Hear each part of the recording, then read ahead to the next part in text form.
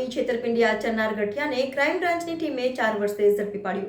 કેનેડાના વિઝા અપાવી દેવાનો વિશ્વાસ આપી રૂપિયા 1.60 લાખ પડાવી લઈને છેતરપિંડી આચરનાર ગઠિયાને ક્રાઇમ બ્રાન્ચની ટીમે 4 વર્ષે ઝડપી પાડીને સયાજીગંજ પોલીસને સોંપ્યો છે।